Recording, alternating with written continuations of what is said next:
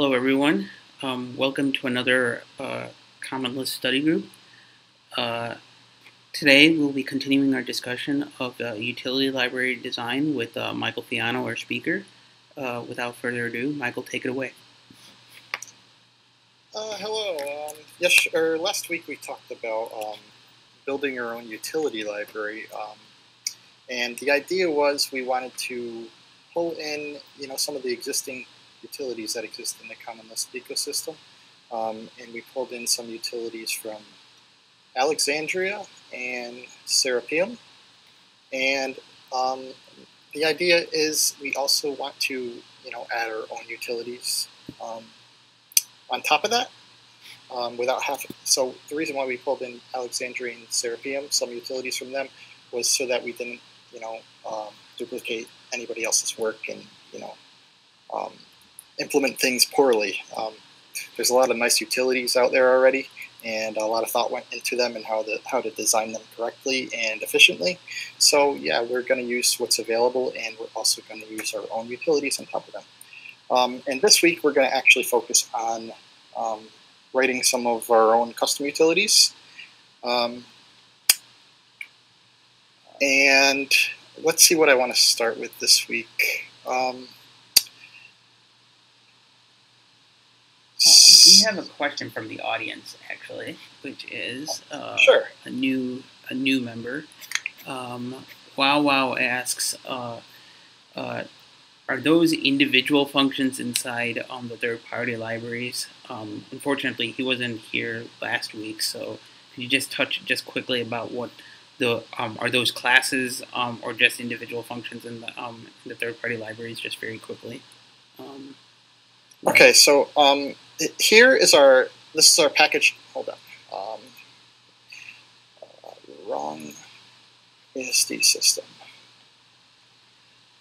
So our ASDF system for our utility library depends on Alexandria, Serapeum, and Def Package Plus. Def Package Plus is just a helper library for defining our package, and in it we have one single file called package.lisp, and this is package.lisp right here.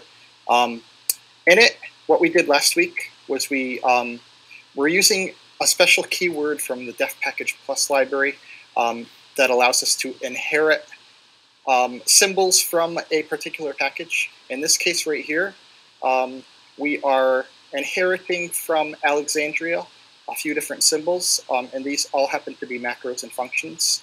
We went over these last week. Their descriptions can be found on last week's video if you want to check it out and download it. It's on YouTube right now. We just imported some symbols from Alexandria, and we talked about what they did. And we also imported some from Serapeum, and we talked about what they did. And that's all we did last week as far as the utility library. Right. Cool. This week, what we want to do is we also want to add our own custom functions and macros, and we're going to import them into the same package, so that when we go to use our utility library, which we named MyUtils, instead of say we had our own system called foo system or whatever. Instead of listing Alexandria, Serapeum, and all the other utility libraries that we're pulling symbols from, all we would have to do is we would have to just specify MyUtils. Okay, and everything, since we defined everything in our package file here, everything is going to be pulled into MyUtils. We don't have to pull in 5, 10 utility libraries. Everything that is of interest to us that we put in MyUtils, whether it be from Alexandria, Serapeum, or our custom functions, are going to be available. And those exported symbols, we have to use the MyUtils package as the exported namespace, right? We don't have to specify Alexandria in that case, or Serapeum. No. Okay. What inherit from is doing is it's actually importing. Alexandria exports symbols. Okay, and if we were to depend on Alexandria, we would have to prefix, the Alexandria namespace to access that symbol. Yeah. What inherit from is doing is it's taking these symbols which are exported from Alexandria, and it's importing them into our own package. Mm-hmm. So you don't have to you don't have to access them through the Alexandria namespace. You actually access them through the myutils namespace, which is also conveniently nicknamed MU. Just doing MU clamp, for example, would access the clamp function. Okay. Everything is imported into our own package namespace. Gotcha. With the single MU prefix, which you could use if you wanted to, but I'm not a fan of using packages as far as use package goes. Right. It makes sense. You only want really a subset most often than not. So let me start by quick loading our project here that we defined last week. Utils. Okay, so now, as you can see, as I was talking about, we can clamp, a number between number min max. So if we were to do clamp 5, 10, 15, I'm going to clamp it between the range of 10 and 15. Our number 5 falls outside of that range. So yeah, this is what we talked about last week as far as clamp goes. It's just clamping a value between a range which is specified by two numbers. 5 lies outside the range of 10 to 15, so therefore it clamps it to 10. That's what this function does, and that's available in Alexandria, which we imported into our myutils package. So last week, yeah, we imported some symbols from Alexandria, some symbols from Serapeum, talked about what they did, and now this week we are going to actually export our own symbols that we will define in our myutil system. Does that make sense? Is there any other questions? Nope.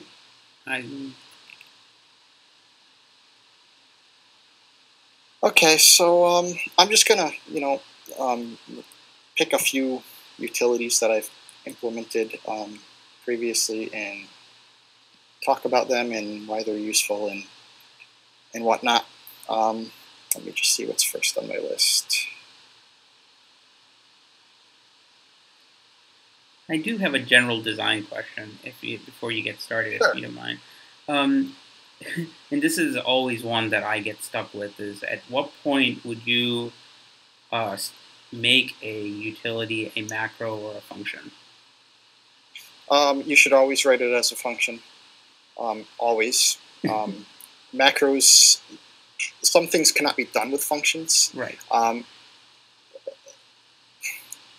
This is a hard question to answer, but you should always try writing it as a function. You will know soon enough if you can't write it as a function. Gotcha. Functions have very specific evaluation rules. Right. They evaluate all their arguments first, left to right, and then they apply that to the function. Sometimes you don't want to do that. Sometimes you want to define your own, like a DSL, a mini language, which has custom evaluation rules and whatnot.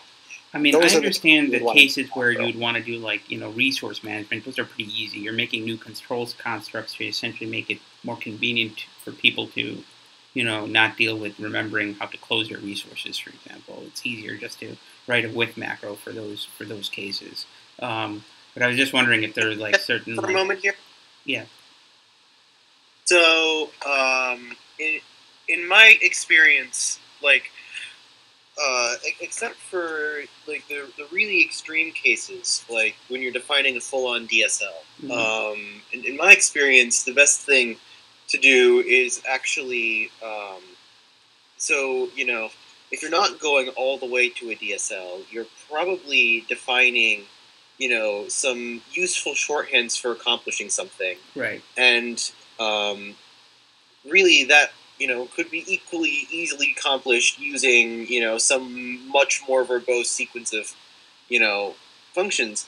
What I find is the most frustrating thing you can do when designing an API is make it so that the only way you can interact with something is via a macro.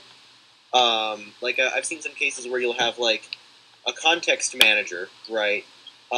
Where you actually can't. There is no API for manually grabbing and releasing that whatever it is, Right. unless you start looking at the internal symbols of that library, Mm-hmm. right? And so, the runtime process, right, of grabbing that resource and then releasing it afterwards should still be well documented, should still be a function in your API. Or if you don't want to provide something to that degree, you could at the very least go with what's called the call with pattern. So where you have a with macro, right, which wraps a body of code in some acquire release resource.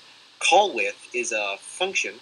It takes a function, it acquires a resource, calls that function, and releases the resource. And if you wanted to be able to pass that resource into the function, well, the function takes an argument. Right. That is that resource. And now you have a runtime API that you can use to handle the logic of acquire and release. So right? you did like a two phase. You have the actual with macro still available, but really right. your public API is actually a higher order function that takes in a function, has an argument, and internally calls the with macro whatever it needs to. Yeah. Okay. Well, actually, in general, what I more often see is the macro gets implemented in terms of the higher order function, because you can inline that higher order function. Then now it doesn't cost you anything.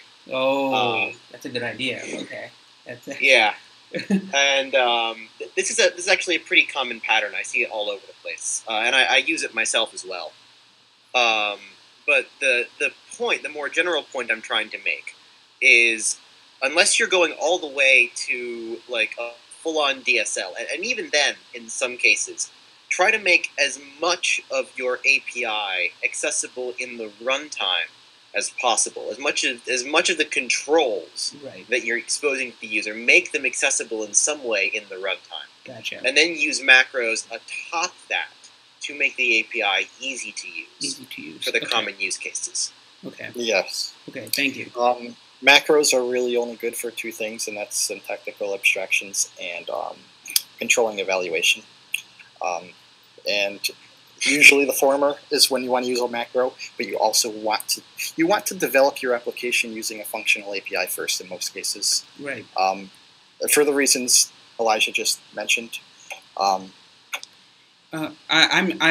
understand the general case of always trying to prefer higher order functions to anything. I'm just wondering at what point, and I guess you answered that question, which is really to make it more convenient in some cases, because the higher order function compilation can do certain optimizations that a macro expansion may not be able to, like inlining, for example, Well, macros always have more trickery that they can... Like, macros give you full control. So, like, if it comes down to it, you can implement all the optimization stuff you like with macros. The point is more that... the code will be more maintainable. Easier to understand and introspect. Right. After compilation, what you have in the runtime, right? When you're going through the debugger, when you're looking at the inspector, when you're using all of our nice interactive development tools, right? You're not going to be seeing the macros. The macro will have been expanded already. It'll be gone. Right. And so, among a variety of other reasons, giving user controls, right, that, they can use, you may want to be able to, if you need to pass a function somewhere that acquires the resource and releases it, you may want to write that in terms of composing your call with function. If you prefer that style, but just generally speaking, you want to make it possible to understand the working of your library without needing to worry about the macros. Even if writing that code, like writing code against your API that doesn't use the macros, would be really awkward. Mm-hmm. You want to make it possible to understand code that was written against your API that doesn't use the macros. Because once that code has been loaded into the runtime, the macros are gone. Right. And so when you start looking at the debugger, when you start looking at the inspector, and you start seeing all of the stuff that macro generated, you want that stuff to also be understandable. Okay. Thanks. And so, you use macros to make writing the code easier. But you don't use it really for, anything else. You use macros, when they improve the readability of the code, when they let you leverage, something that would otherwise be really clumsy to write. But right. otherwise, I know the case of doing like declarative, like trying to make things more declarative and trying to essentially, but that's more of a DSL like use case. And as you said, unless you're going full on DSL, trying to there's a range there. Yeah. There's a pretty big spectrum there, which I suspect we missed out a little bit on by skipping a couple of the chapters at the very end of PCL. It actually goes into an example involving writing something that's kind of a DSL, but pretty tightly integrated with CL as a whole. And so, as Michael mentions regularly, it's not a particularly well-designed binary parsing library, but it does actually, in my opinion, show you a lot of good cases where you would, design a functional API and then use macros to make it easy to work with. Right. If nothing else. Maybe we should revisit that one. Yeah, we might eventually. Yeah, I don't know. Or something similar. Yeah. There are plenty of ways to go through that. Right. Right. Right. We'll just I just wanted to at least bring up the discussion, just because. Oh yeah, no. It's honestly, it is difficult. Honestly, trying to figure out it is a bit fuzzy, right? There's a bit of a knack that you need to sort of get used to for when you want to use macros, because you can definitely go too far with it. Right. You can take Common Lisp and turn it inside out, and basically generate whatever the heck you want out of it. Right. And you'll find when you do that. Yes?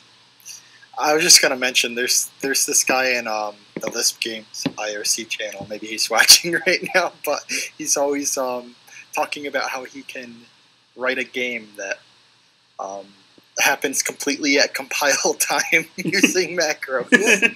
Yep. That would be a feat, but it's possible, I guess, in theory.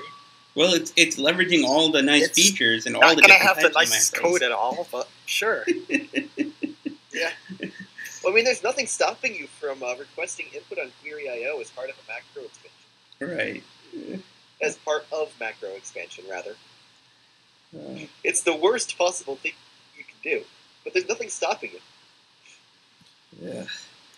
All right. Anyway, let's start by writing a macro, I guess. I mean, this is probably one of the simplest examples of a macro you could possibly write. But let's dive into macros. So yeah, in our system definition, well, let me undo what I just did before. In our system definition file, we'll just add a new file, and we'll call it, I don't know, macros. And that was in source, right? Good. Macros.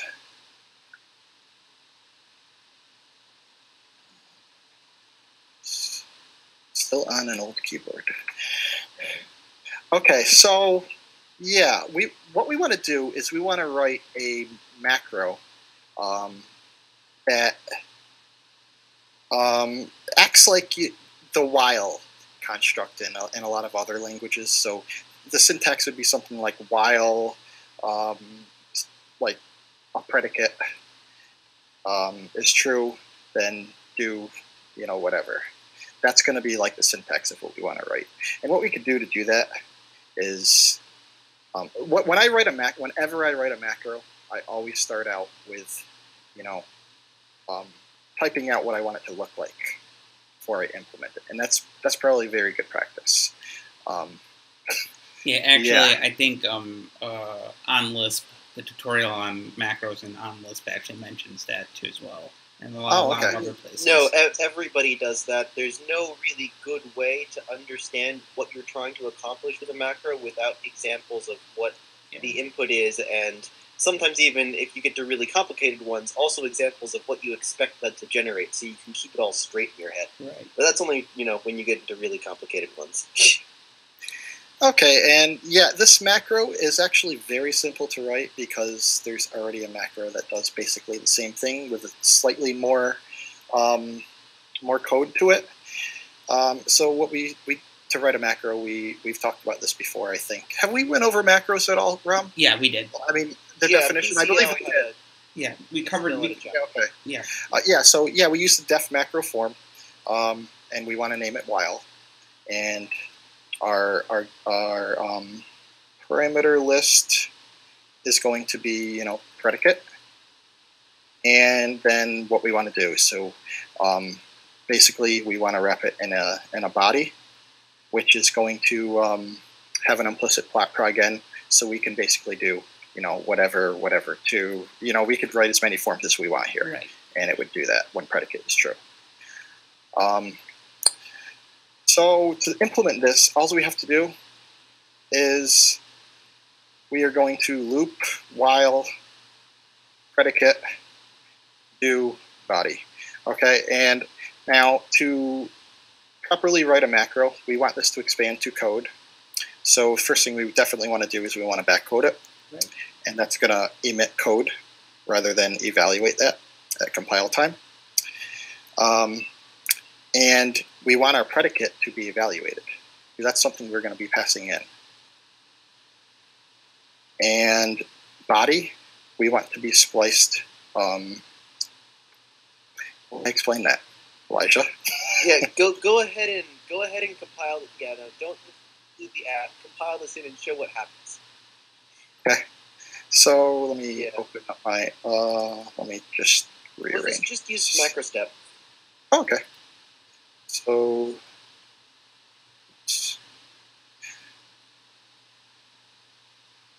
Yep. So, see there, we have that extra pair of parens around the do form. Yeah.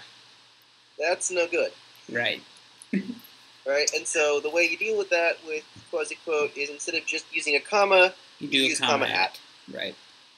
Use comma at. Right. Reevaluate that, redefine that rather. And yep, that's what it looks like now. So that should just work. If we were to open up our REPL here, let's see. Wouldn't it just be mu while? Wait, let me switch. Wait, I won't forget a million times this week. While, what would be a good example here? Any iteration? Let I be, or let, Yeah, just do let I 0 while. Yeah, something along the lines. Print Make a variable. Yeah. Change it. Yeah, that's easiest. Yeah. While I guess it's less than 5. Yeah. We'll print I guess. Yeah. Print incfi. Print. Yeah. Oh right. Incfi. Print I incfi. You need to pass in an argument to print. To print. To print. Yeah. Oh, print. No.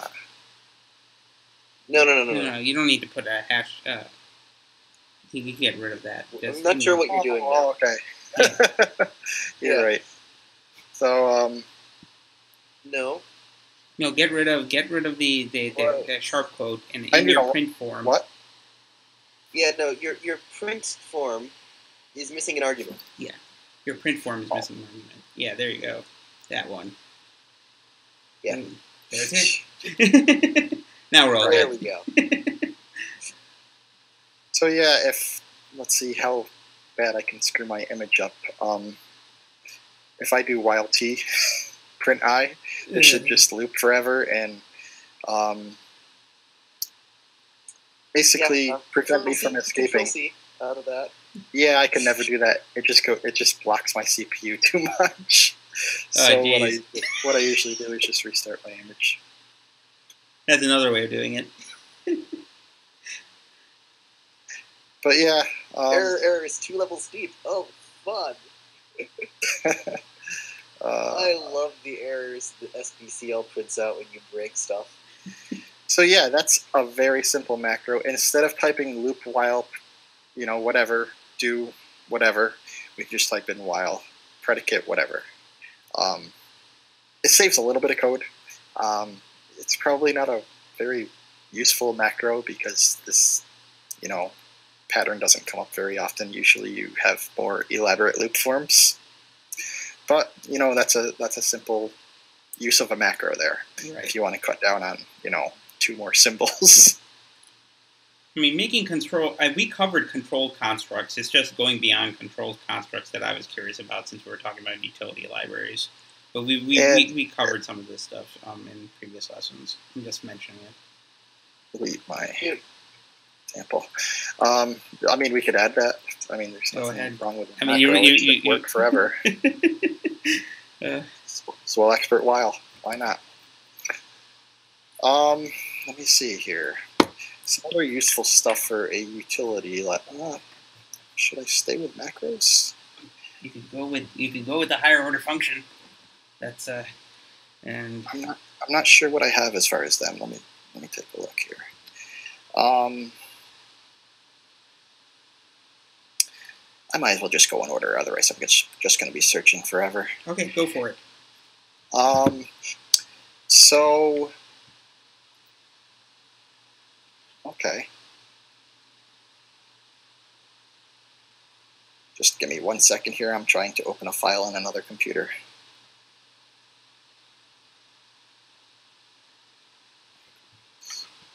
Okay.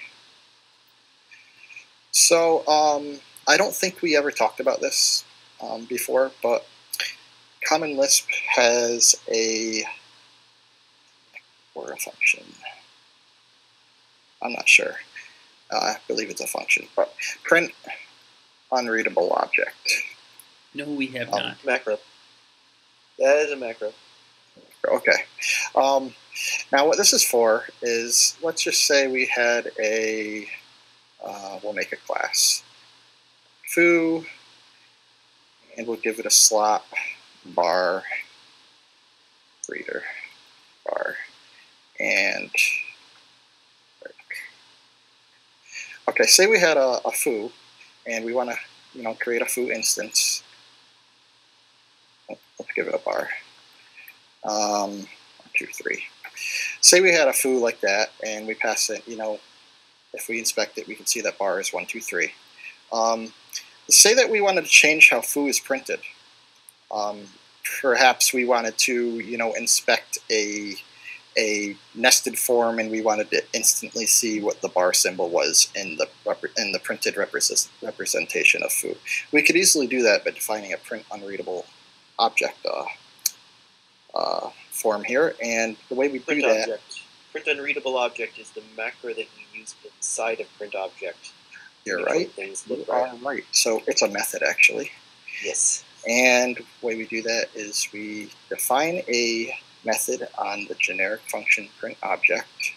Specializing on the object. And it's a foo, so what's the syntax at the bottom say? Object is going to be foo. And in the stream you're printing on. Don't specialize that one. It actually, if you do specialize that one, SBCL will warn you that it's not portable to specialize in the stream argument. Fun fact. And this is the syntax of that generic function. No. No. Whoa. Yeah. No. You just inside the body. I'm writing. I'm reading my code wrong. Sorry about that. Then we call print unreadable object inside. Quick question. How did you move that previous S expression, that print unreadable object, into your def method like that? So yeah, if I have this set up right here. Yeah. And I type in space K to bring up Lisp state. It's the lowercase s. It's forward slurp. Gotcha. If you press S, thanks. It's going to grab that. SP forward slurp. SP forward slurp. Yep, and then I just DD to delete that line. Yeah. I'm not the most efficient Vim user. I usually go about things the long way. Elijah will probably correct me a million times when I'm doing these streams. You've been fine so far. I'm not that much better, to be honest. I don't know all of the key bindings. It's actually worse for me because I know them and I don't use them anyway. So, yeah, if we define a print method, a print object method that calls print unreadable object on our object that we specialize to be foo, and it's also taking in the stream. And those are wrapped, by the way. What do you mean? Print unreadable object is a macro. The object and stream are wrapped. Stream. Okay. And it also takes in optionally a type and an identity. Yeah, that's whether or not you want to print out the type and whether you want to print out the address, effectively. On most implementations, that's the address. And inside that macro call, we can, print to our stream, say, actually, let's do, and we'll do the bar of our foo. Or not, bar of our object. Yes. Here we go. And now if we, create an instance of foo, it's going to print it like that. Sweet. That's probably not what you want. So those optional were, the optional argument type T would actually make it so the foo 1, 2, 3. And if you really wanted the identity there, which just shows the memory address, you could do identity T. I normally don't do that. It just adds the memory address. I'll take that out. So yeah, that's a lot of code just to get something printed nicely. So there is actually a macro that I wrote for that. I called it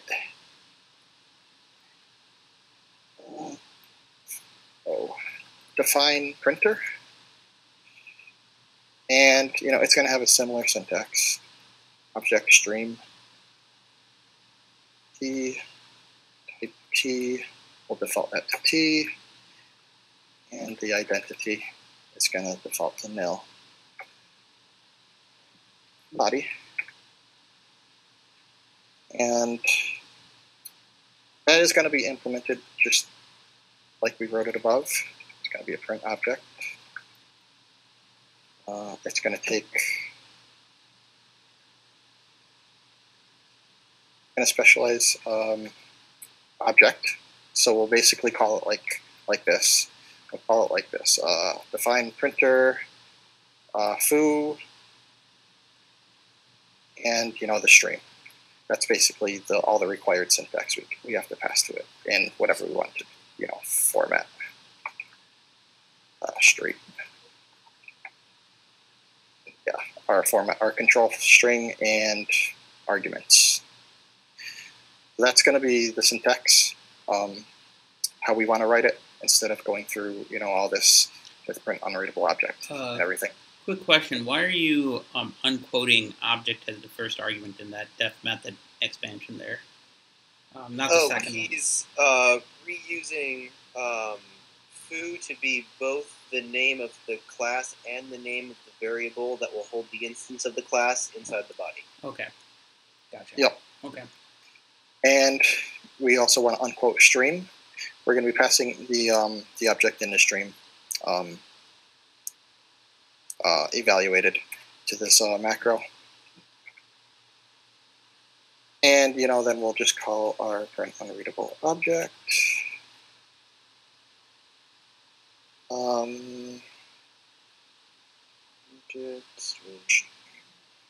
want to do this type, identity. And yeah, that's basically it, I think. I did it right. Comma at body. Yeah, comma at body. Yes. Yep. I don't know that much about macros, but I know that much. Route foo and stream in parens in your example code there.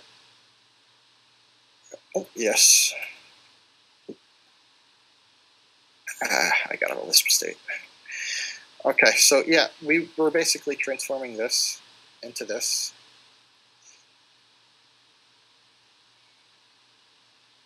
I mean, it's slightly shorter. I do this a lot, so I define this macro, which makes, defining printers a lot easier. And we can see that it works by going like, this is gonna print. Did I? No, I didn't. So we'll do type T. Type defaults T. It does. You're right. So just do identity T, because that doesn't. We'll do this. And we can see that it actually works. And the macro expansion looks similar to our code above. It's a little bit less to type. I mean, we're getting a little bit more advanced with macros here. Nothing too complex here. It's just, transforming this into this. One extra line, a few more symbols. But it does help if you're defining a lot of printers for a lot of objects, as I usually do. But yeah, we haven't touched on printing objects before, printing unreadable objects especially. Common Lisp allows you to print objects however you want. So that should come in useful if you're inspecting like say you were inspecting an instance of a class which also had slots which were objects, and at a glance you wanted to see what their slots were. You could just define a printer that prints all their slots inline and not have to, jump all around the inspector, just see them all at a glance. That's a handy thing to have if you want to define your own printers like that. And we can see that it actually is an object we can inspect the same as before. It just has a different printed representation. Yeah, that's that. Let's see. So that's our macro. And we can export that one. What was that? Find.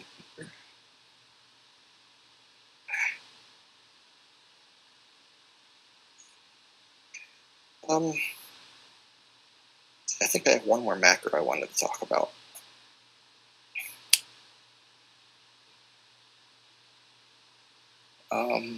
Yeah. Okay, so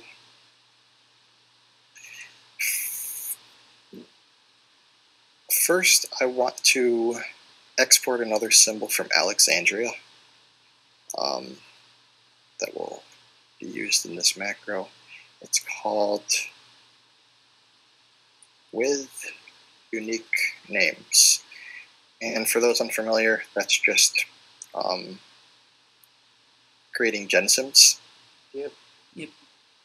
I'm pretty sure it's also alias to with gensims. Which is the name that I usually use for it. But style choices. Yeah. Whatever you're used to. Doesn't Alexandria have a with gensims? Yeah, I'm pretty sure it has both. Okay. Yes, it has both. They're both the same thing. Okay. Yep. I choose to use this just because it, provides a little bit more readable code. Your mileage may vary. It certainly it helps for a person who may not be familiar with gensims. It'll tell you that it's just generating unique names for you. It's just another way of not thinking about the the lower level gensim call that you're calling. So how do I explain this one? So let's create a hash table. We can do this right in our REPL here.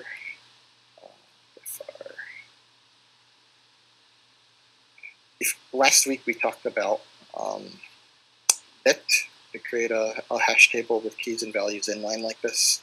So I'm just going to do that really quick.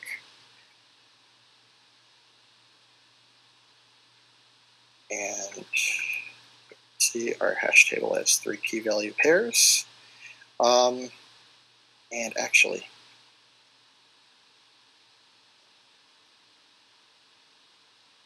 great. have proper completion.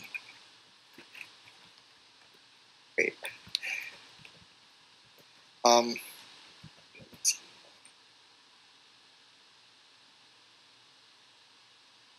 So what we want to do is we want to create a macro that we'll call it when found, and it's going to take a variable binding and a lookup, which I'll explain in a minute, and then it's going to,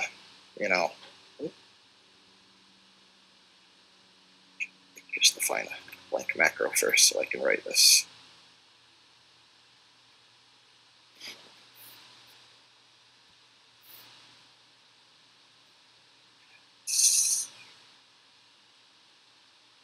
Okay. And it's going to take a body. That's what our macro is going to look like. And what it's going to do is it's going to evaluate the lookup function, and it's going to lookup function is going to be a function that returns multiple values, and if the second value is t, suggesting that it had a value, such as with get hash. There are a few others too. If anybody knows of any, just let me know, because I completely forgot at the moment. But get hash returns two values, the second of which specifies whether the key is present in the hash table. This is useful in the case where a value is nil, and we still want to know if the key was present. So if we see that get hash A of our hash table, it returns 1 with a second value of t. And if we remember, our hash table is a key of C with a value of nil. So if we were to do, C, return nil, our value is nil, but it also returned t, specifying that the C key does indeed exist, as we can see if we do B. Both are nil. Right. So what you're using, that macro, that when found, is basically just specifically looking for the second value, ignoring the first one. Yep. And it's let me see how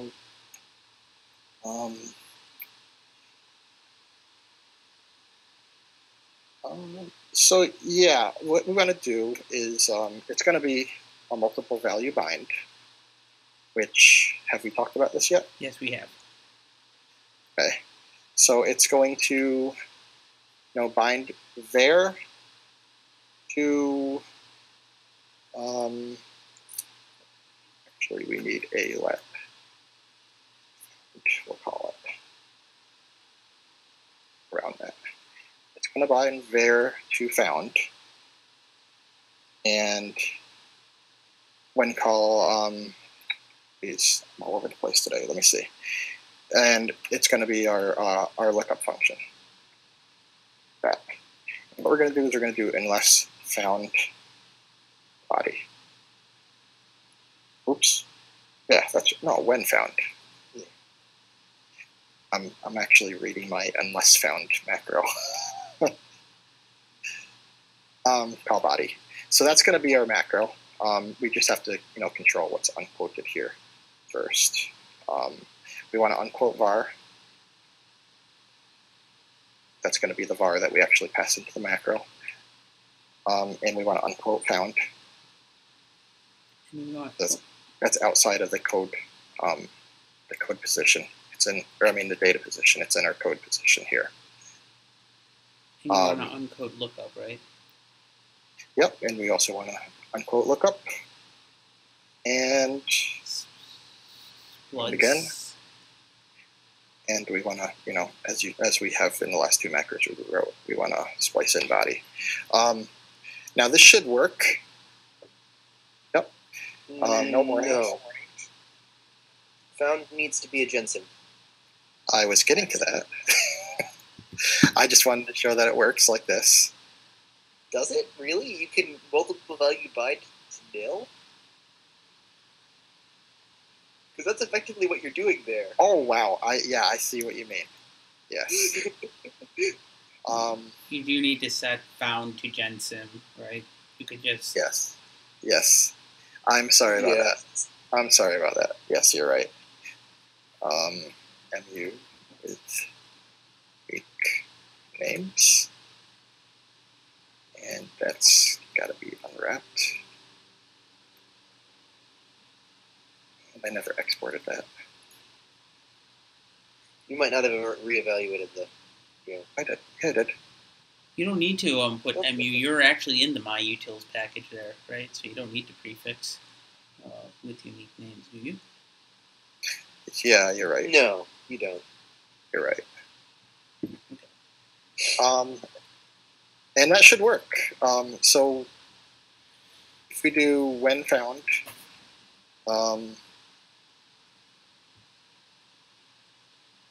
so say A, and the lookup function is going to be get hash A.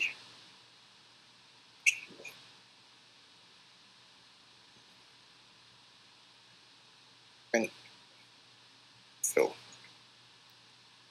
And it prints foo. We can test that with C, and it still prints foo, because foo is nil in the hash table, but it's still present.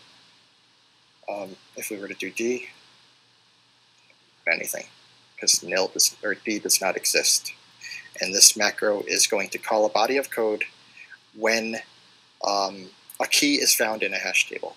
There are other functions in the Common Lisp standard that do return multiple values, of which I can't remember which ones there are, but there are, and when found will work on them too. Does anybody remember what they are? Not offhand. I don't tend to use the multiple value lookup functions very often. Okay. Well, yeah, I only use this for hash tables, to be honest. Yeah. Yeah, I mean, it's useful enough for hash tables to justify it, in my opinion. And I mean, we can copy this macro and just define unless found and change that to unless, and it'll be just like unless. You don't really need a variable for that case, though, do you? Because there isn't really anything to bind. If you didn't find anything, you didn't find anything. Oh, true. I'll leave that as an exercise to the readers. You could also do an if found. I mean, that's not too much different. You can also pass. Can you pass a function as an argument to as well? Well, one of our attendees is suggesting. Say that again? Passing a function as an argument to when found or if found. You can. For the lookup argument? Yeah. I think that's what he meant about. Let me just make sure. Were you talking about the the lookup argument? He's talking about the lookup argument. No. Not that I know of, no. Yeah. I mean, if you have a function, you can just pass a form which is calling that function. Right. No. Yeah, you could do that. Worst case, just pass fun call, whatever. Yep. Yeah. And if found would be pretty similar. I mean, that would just be... Wait, what are you guys saying no to? Saying no, you can't do what? You can't pass like an if or a when. You can't. I think Why not? Well, you can't pass a function object as the lookup argument because it's expecting a. Oh no, I wasn't saying about passing a lookup object. I was saying because you have when found and it's multiple value bind, then when, and then you were saying you could write another one that's unless. Well, instead you could just pass when or unless as an argument. Like, pass the function as an argument. Yeah. In principle, sure. Sure. Okay. I'm glad I clarified. Sorry, I misunderstood you. That's all right. And if found would not be too much different. Let me see. So the signature is going to be a little different. It's going to be then an else instead of body. And we want 2 gensims, I believe, found in, call it result. And the result and found of the lookup function. And yeah, I'll just do if found and else. That should work. No. You don't need that extra result variable.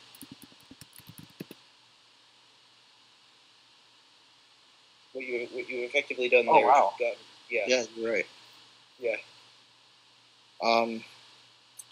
What I did in my original code, this was written a long time ago, is I did this. I just bound bar to result. But yeah, I don't that's kind of enough. Yeah. So, so how would I change this? Well, that's just var. Oh, right. And yeah, that should work. So yeah, we defined when found, unless found, and if found, which operate on a lookup function, which is a function that returns multiple values, with the second value specifying if the value was present, such as with a hash table, if the key was present.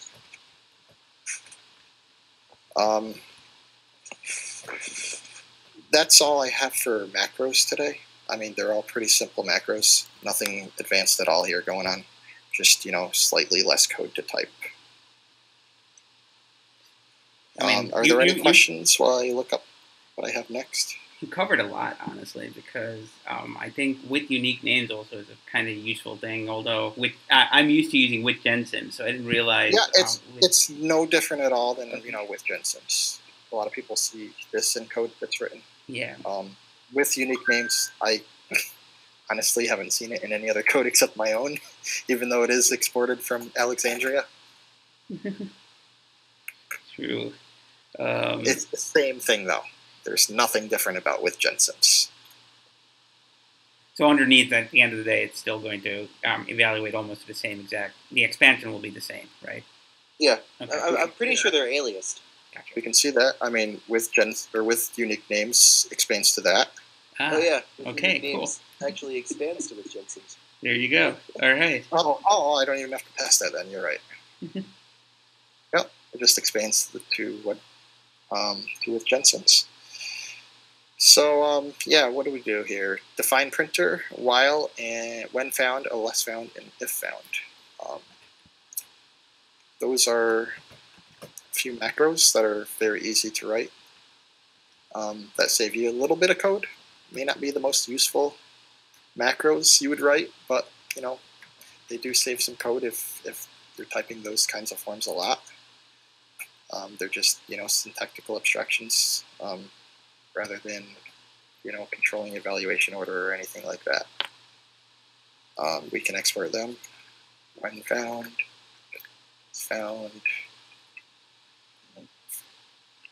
For the if found macro, actually, I noticed that you didn't specify an else condition.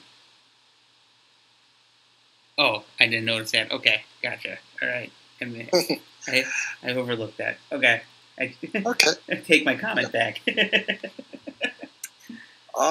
Now, another thing that we could define in our utility library, utility libraries, they don't have to be functions, they don't have to be macros, they could be, variables that you use all the time or that you want to use among multiple projects. So, we could define some variables, some common variables that are used often. Let me go back to my system definition. We'll call this, let's see. It's called constants, I guess. That's what I have a constants.lisp everywhere. And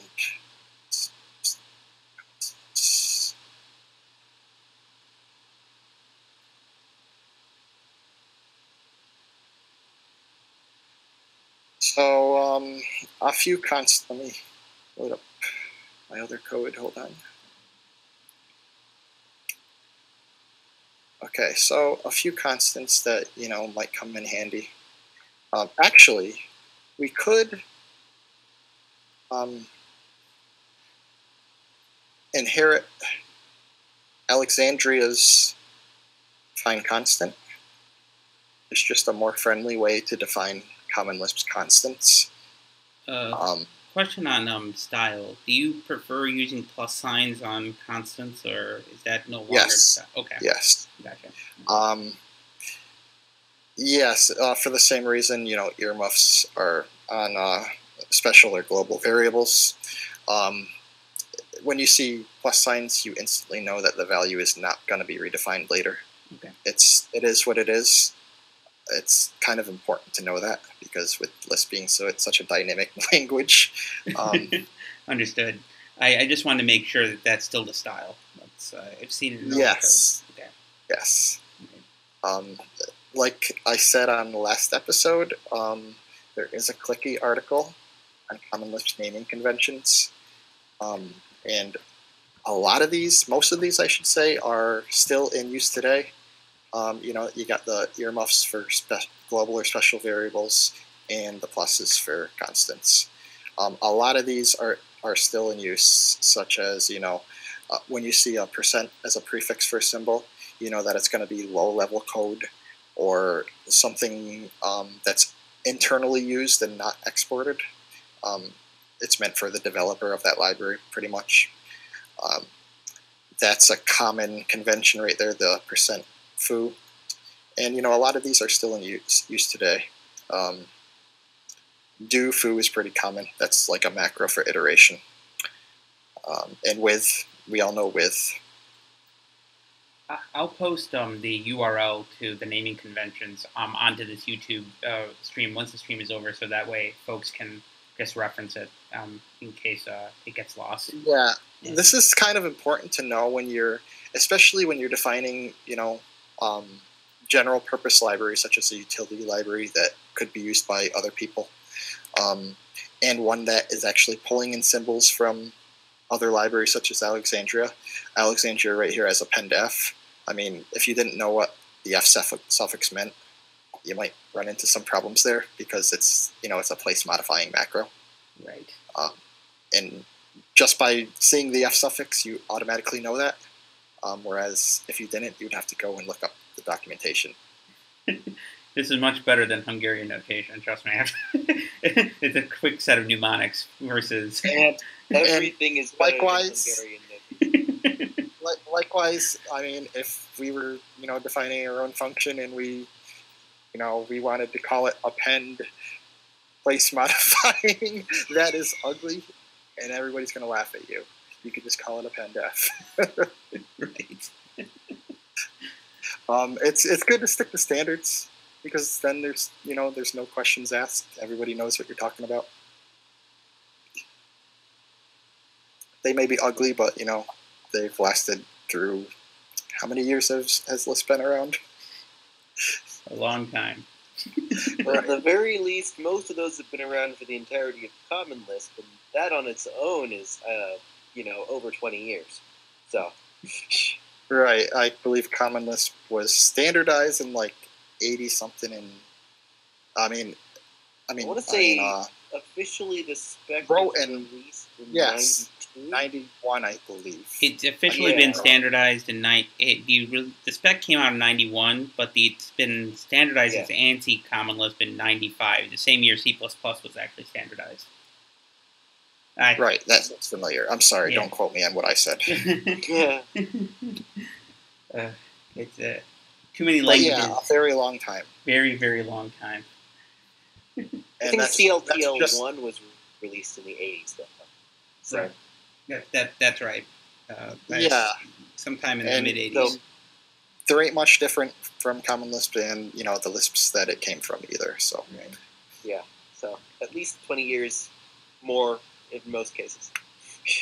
Yep. These conventions are for good reason. Try to get to learn them, especially when you're writing libraries that are to be used by other people. you're gonna confuse people if you don't know what the standards are, or I should say conventions, because we only have one standard of Common Lisp. Yeah, so we're going to define some constants, and I mean, we can use Alexandria's define constant, which I just exported or imported into our utility library here. And I feel like I should explain how define constant is different from CL's def constant, but I probably want to do a good job unless somebody else wants to chime in here. The short answer of that is there are a lot of cases where def constant will get confused. It dislikes anything that isn't obviously, I guess you could say, obviously a constant in a sense. Any cases where between like compile time and runtime, it's possible that you may end up with an object that has all the exact same properties, but is technically a different object in a sense. So def constant can be a little finicky when you try and define constants that are more complex than like a float or a keyword, right? Cases where you have this very well-defined behavior about that, I know that every time I reference this thing, it is the exact same identical, EQ always returns T thing.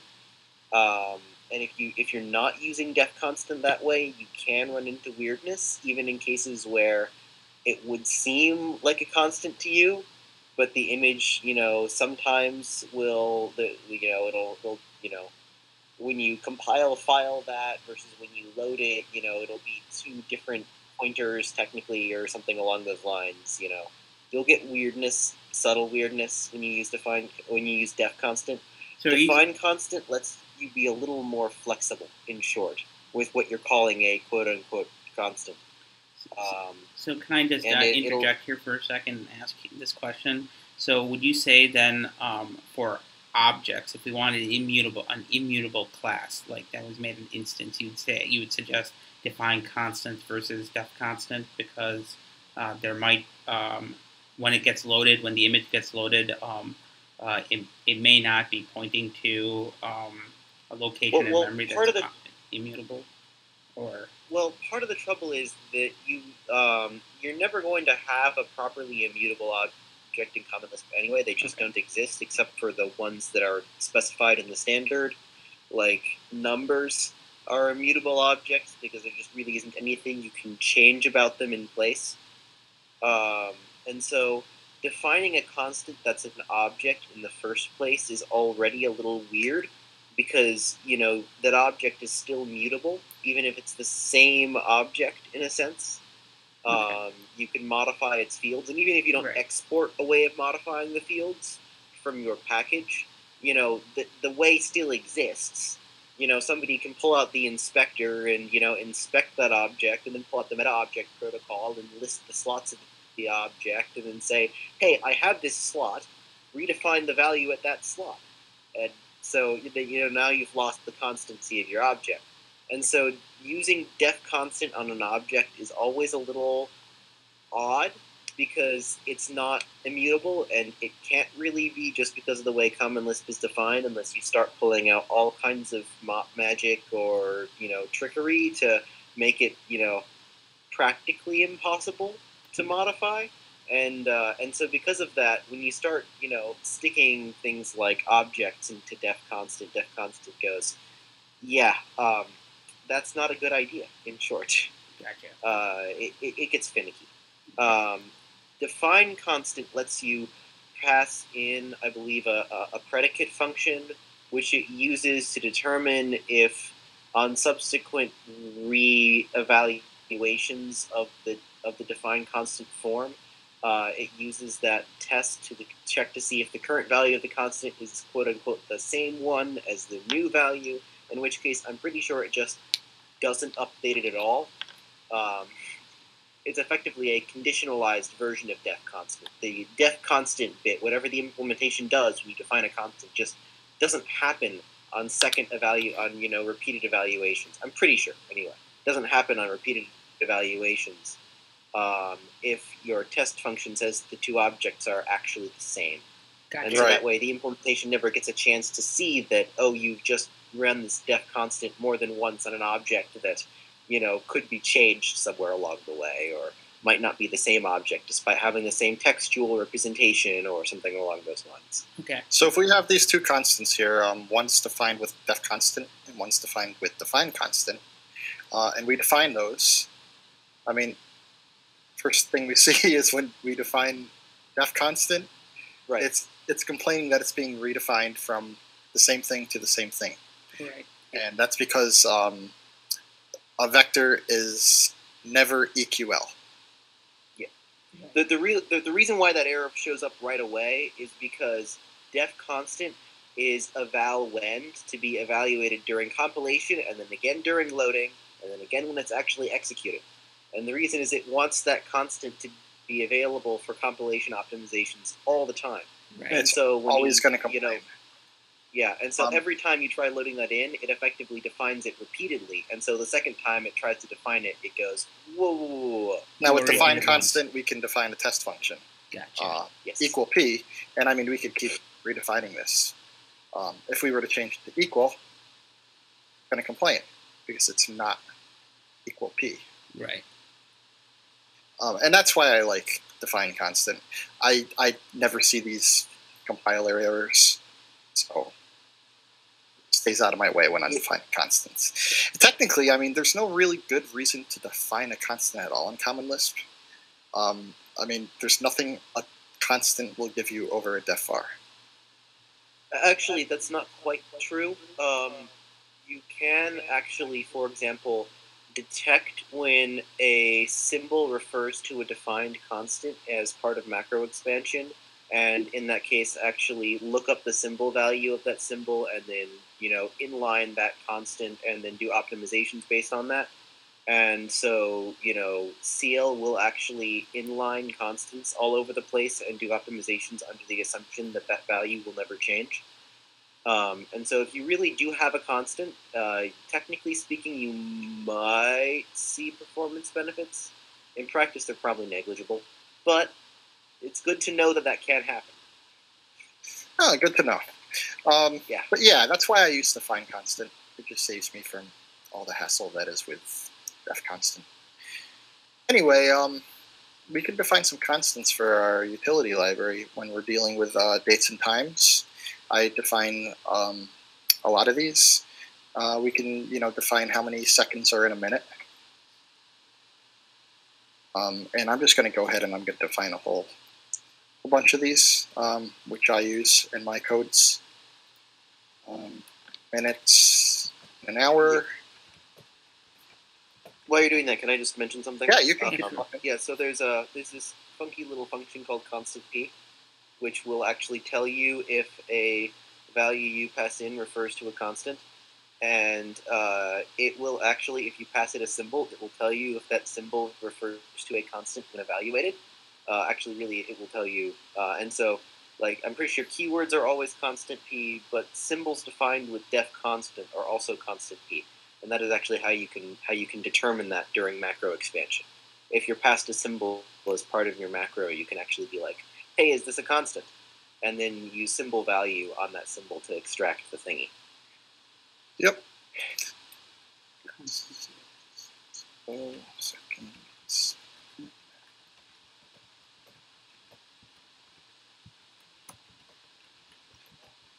So I'm just going to, go ahead and define a bunch of constants that are useful when you're dealing with dates and times. If they're not useful now, they probably will be in the future because these are never going to change. Evaluate two constant numbers. Hours. Okay.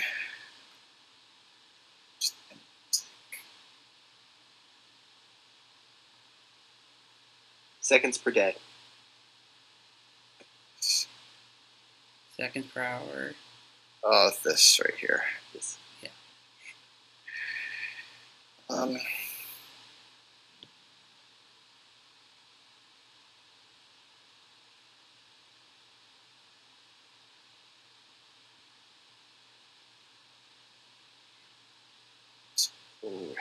what's next? I believe days per week.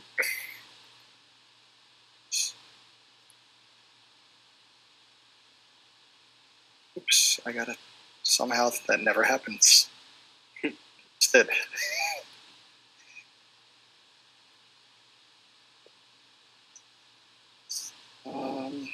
What are some of the useful ones? Hours per week, I guess.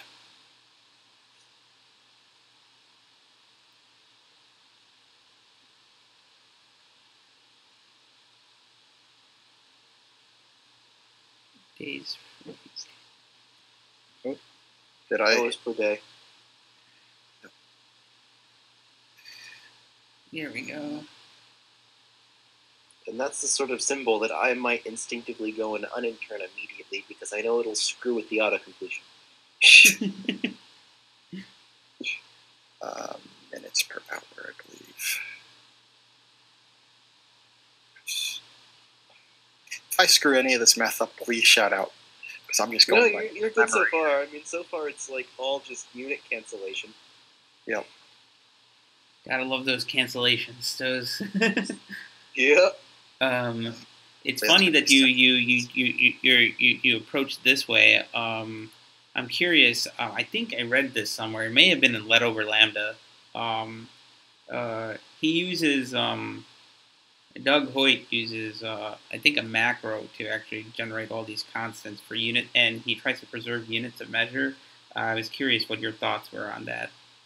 Yours or Elijah's. Oh, well, I never really thought about it because, Okay. I mean, I'm only going to define, like, maybe 3 more. Okay. And then, that's all the, the numbers that I'm going to define. I'll probably define some dates now, just like day names. And we'll do Monday. I'm sorry, still have not bought a new keyboard. I actually ordered the parts so I could build my own, and they still haven't arrived. So I'm typing on a keyboard that is very ghetto, to say the least, missing keys and everything.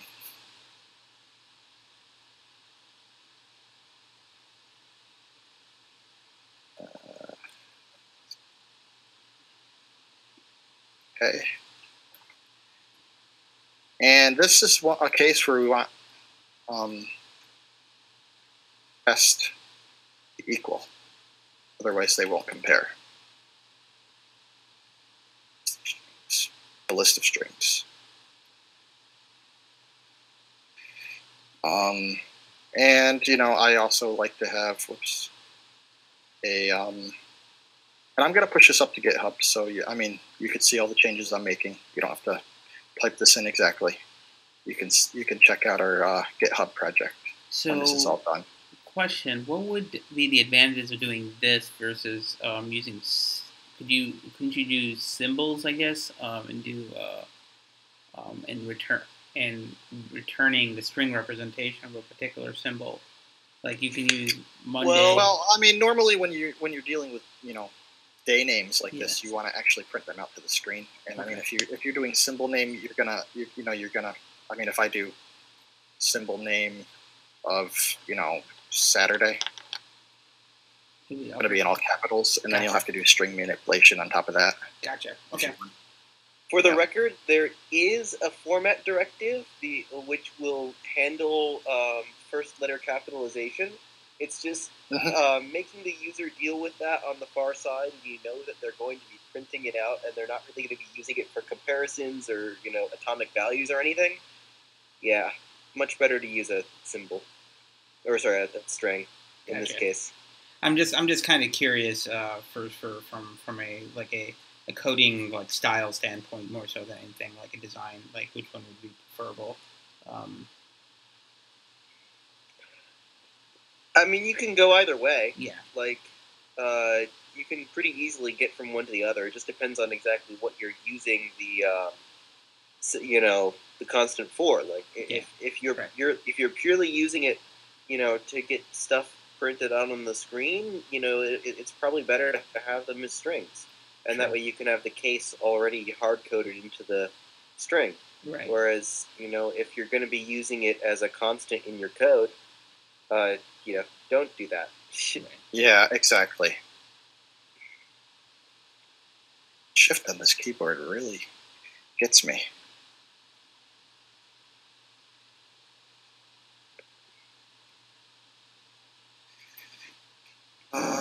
August, September, October.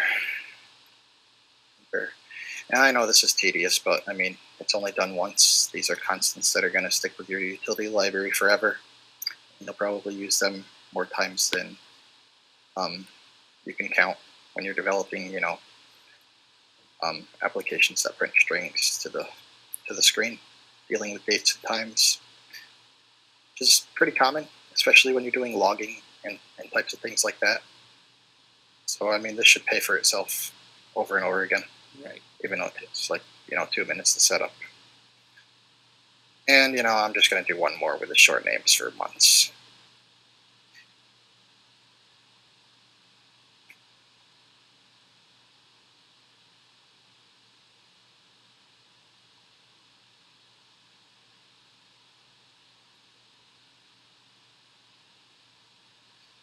And that's it. We have constants now that are, if we wanted to, I don't know, see how many seconds are in a week, evaluate seconds per week, and then 604,800. Wow, that's a lot. But yeah, I mean, your utility library is not just limited to functions and macros. You can put anything. I mean, if you wanted to, you could, define a constant that makes an instance of an object, if that's ever useful. Probably only for singletons or something like that, but yeah, you can put anything in your utility library that's going to be useful to you over and over again. That's the point of it. After constants, okay.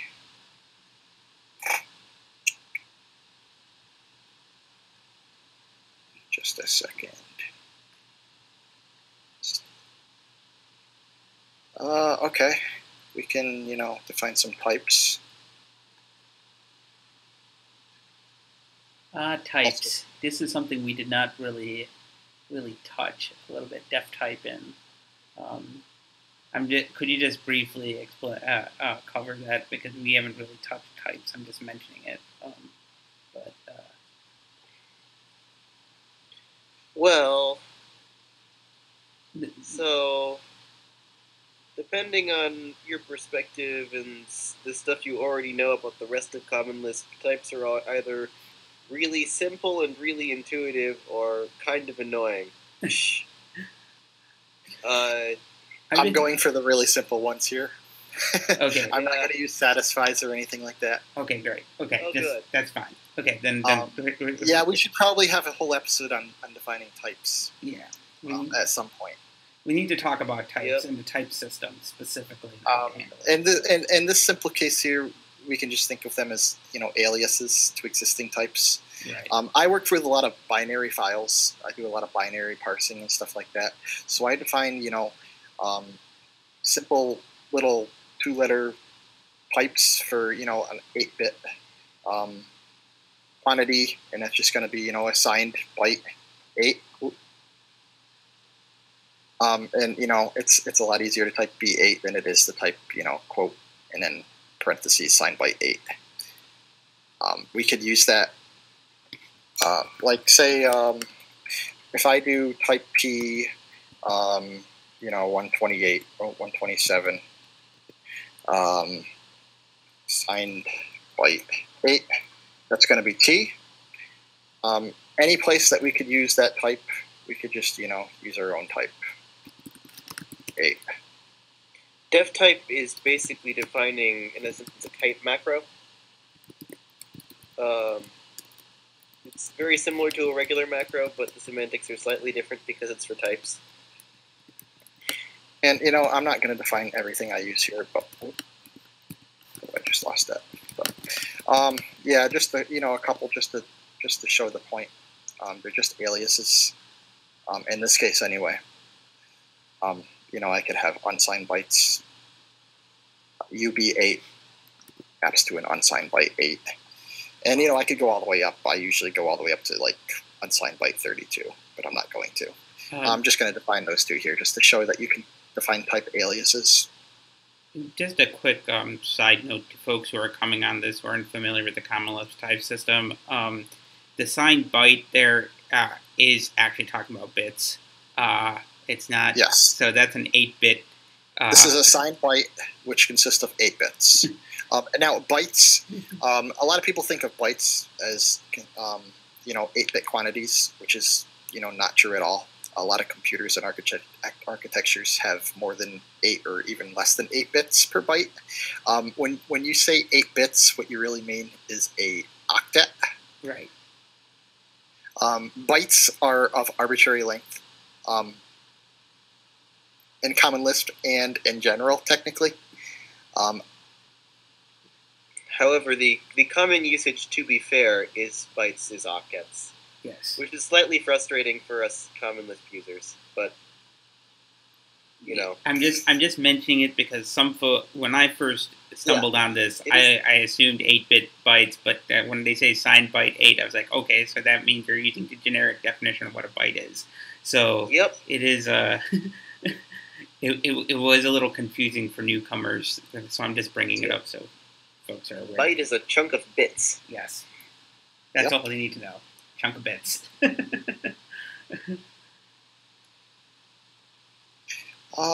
So let me see here. Let's define some predicates. Where do we want to stick them?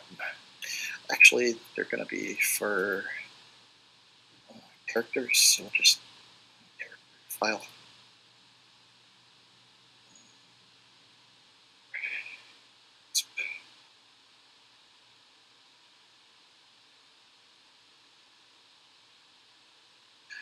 Okay.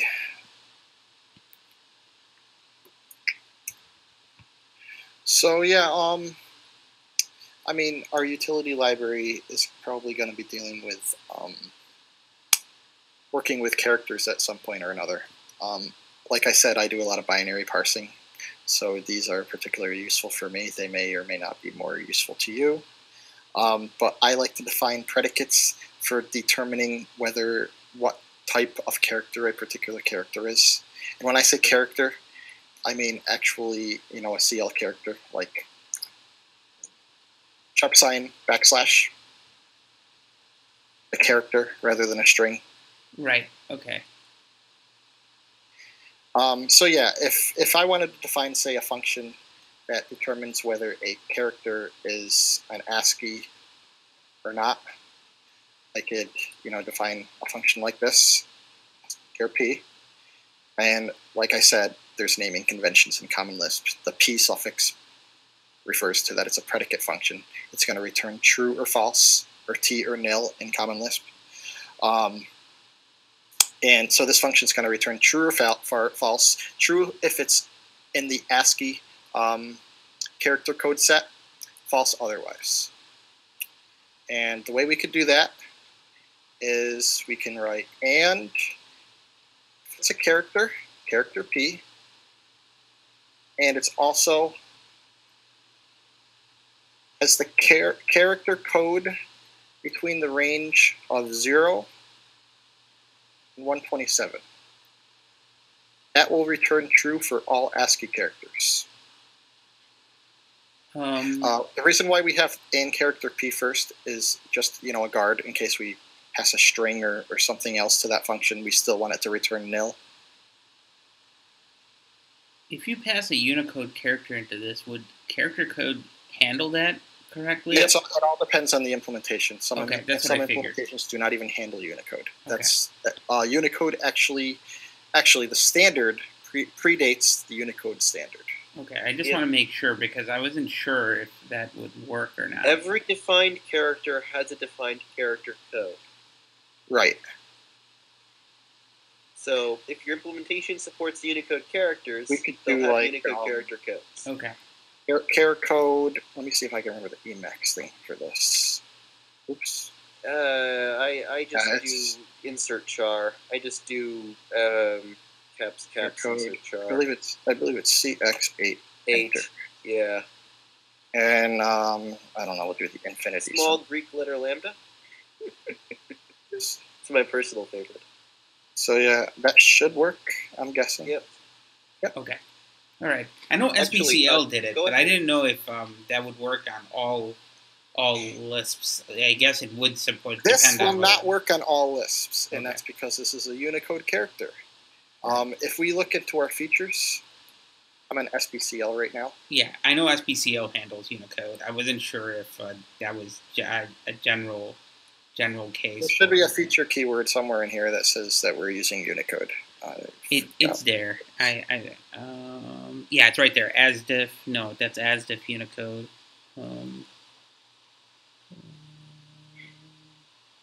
Yeah, SB Unicode. Oh, right SB there. Unicode right here. It's not guaranteed to be Unicode. It could be, something else, a superset or a subset of Unicode. It could just be ASCII. We don't know. Okay. You can't rely on that. And actually, I'm not even entirely certain that implementations are required to support ASCII. There's a subset of ASCII that implementations are required to support. I think the spec does require that if you do support the additional characters that you use ASCII, but I don't think that technically speaking, implementations are required to support those characters in the first place. Which just sort of boggled my mind when I first came across it, but that's sort of how it goes. That's the spec for you.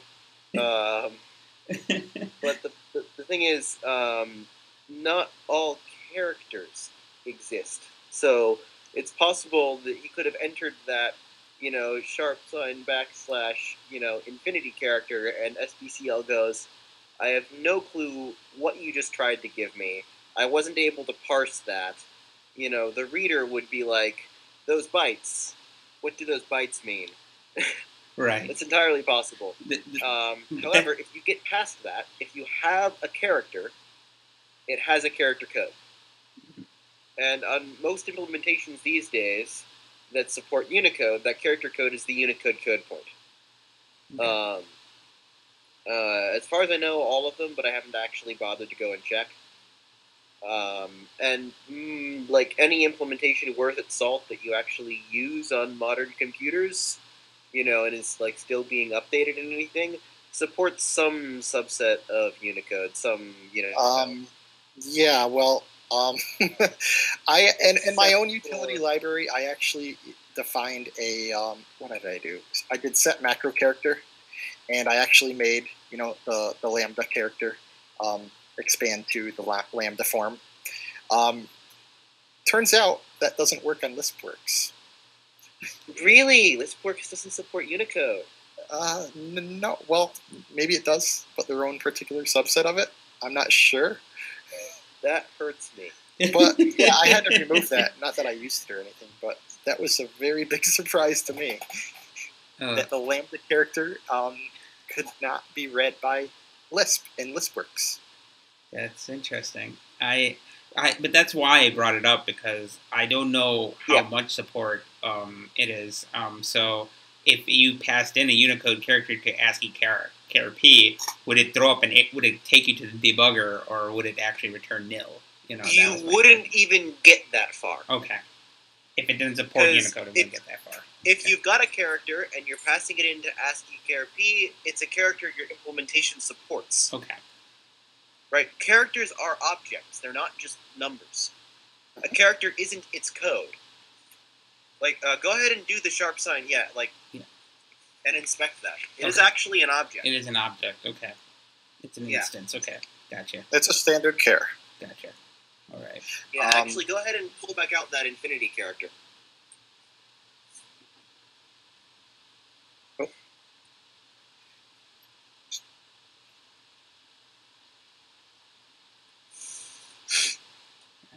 On SBCL, you can use the Unicode name of the character as well as the actual Unicode symbol. And this is an extended char. Gotcha. Yep. Char. Cool. All right. Yeah, there's base car, there's standard car, and then there's a few other ones that are like all implementation specific. Effectively, they're implementation defined. Okay, go ahead. Sorry.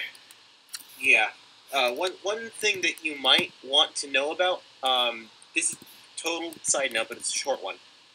If you are doing a lot of text file processing, like really, really big strings, and you know that they're all ASCII, make sure that you loaded those strings as base chars. This has bitten me more than once, but I've overflowed the memory of my SBCL using extended chars, because SBCL internally stores extended character strings as UTF-32. Ooh. Really? Yep. Oh, man. Yep. Okay. Yep. Good to know. It is good that it does that for a variety of reasons. There are a lot of good reasons to use UTF-32 as your working memory representation of a string. Right. It's just, don't use it for really, really, really big strings.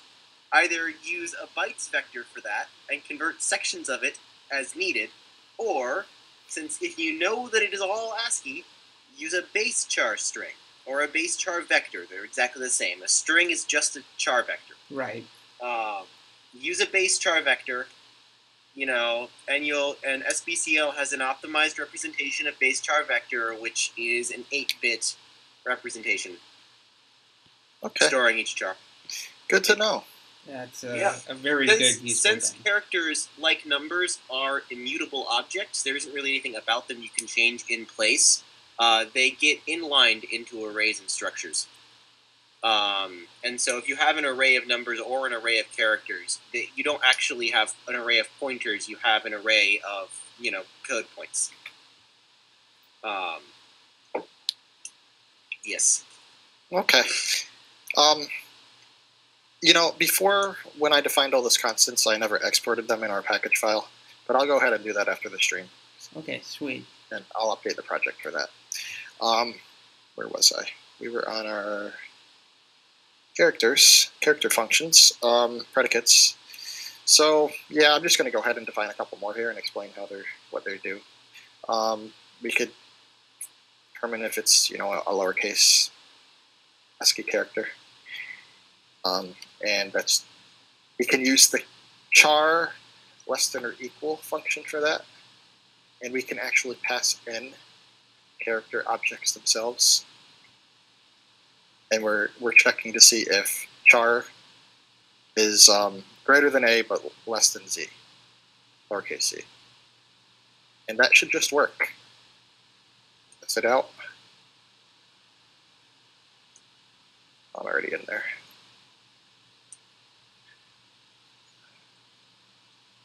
So yeah, we could do D. That's a lowercase ASCII character, but if we do capital G, it's not. So that function works. But that's a really concise way of checking to see if a character is within a code point range or a code character range by using char less than or equal.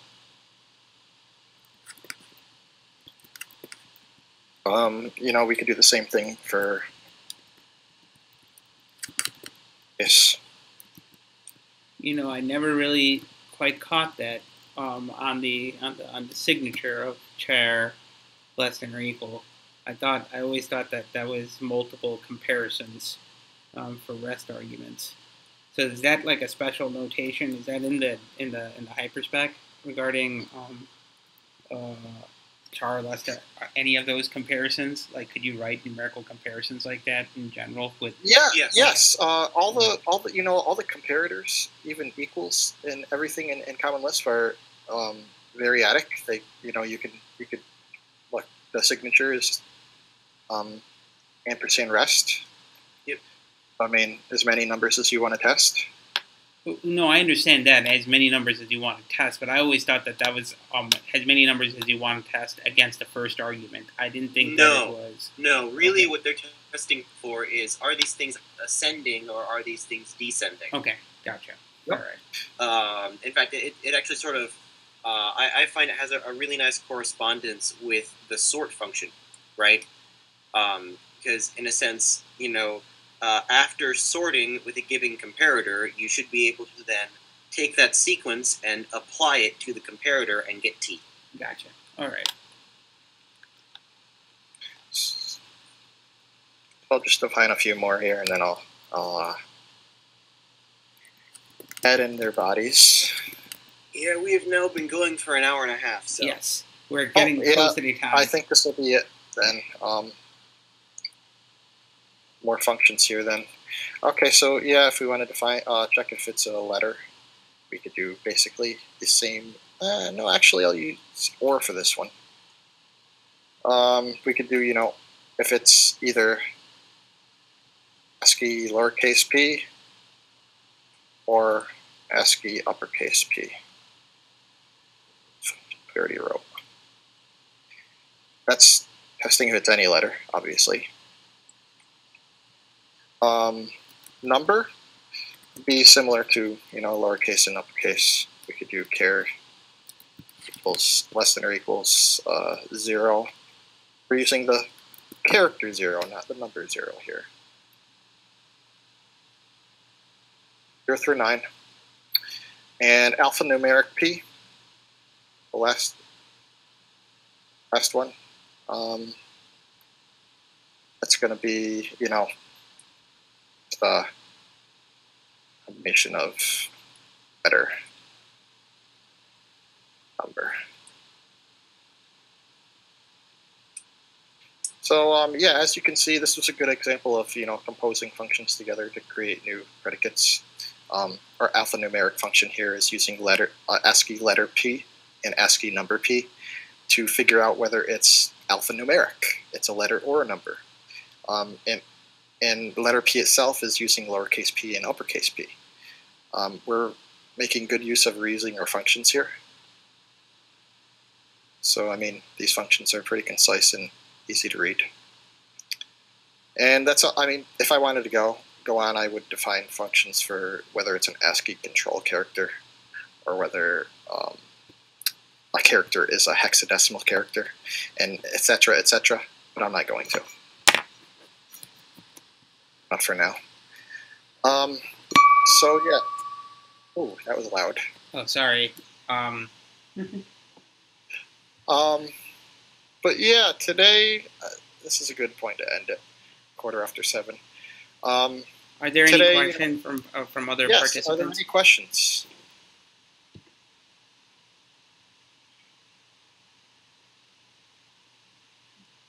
Silence. Okay. I think you're good. So we defined a few functions today, mostly dealing with predicate functions for testing character objects, and we defined a few macros, simple macros, and some constants, and a couple types, which were basically just aliases for existing common Lisp types. Nothing too spectacular today, but these are part of our utility library now. We can reach out and use them whenever we want. We're not going anywhere. I will update the package file and export, all the stuff that I forgot to add, like our characters and our constants. And I will get that updated to the AFP GitHub, which should be part of the description of the YouTube video. All the code, the code repo URL, folks, will be on the GitHub, on the YouTube video. If you look at the description link underneath, it'll give you the repo URL where you can grab this code and play around with it. Honestly, this was great. Thank you so much, Michael, for showing this to us. I think we had some really interesting discussion here. I think, yeah, no problem. I think we'll leave our utility library like this, and next week we'll do something different. But as we need more utilities, we'll revisit this library and add utility functions as we need them. I just wanted to go ahead and show, how you would, add your own utilities alongside existing utilities from other libraries. Now that we have 3 sources of utilities, Alexandria, Serapeum, and our own, This library pretty much illustrates what you could do. As far as I wanted to show you guys, we will revisit it when I do more streams and talk about other libraries and other code projects that I'm writing. Like I will eventually do a game development stream.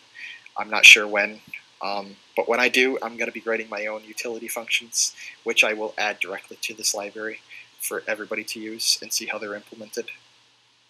So basically, we're going to be using this library over time and adding on to it. So but that's good enough for now. Yeah. So until next time, guys. Thank you so much. Yes. Talk for a sec. Yeah, sure.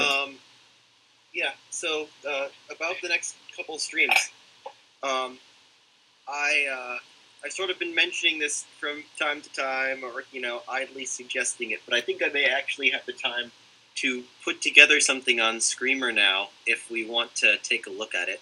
For those that don't know about it, Screamer is a rather odd library for non-deterministic programming, and it's a really good sort of look at how you can quite thoroughly abuse macros in order to make your life easier in some ways. But it's a lot of really interesting properties. Yeah. Would you like to do it next time? I mean, we can yeah, that'll give me time to prepare for my my game development streams. If you want to do that for the next couple of weeks, that's great.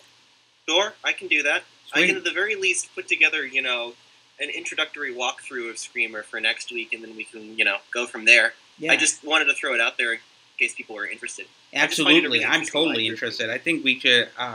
I think it would be very useful to see that kind of exercise. You've been mentioning it the last couple of times, and I was going to ask if it's mostly just I haven't felt like I would really be able to devote myself to putting something together, but I think I would be able to pull it off now. Sweet. Okay. Great. So next week, folks, we will have Elijah Malby to give us a talk on the Screamer library. So till next time, we'll see you in the digital realm.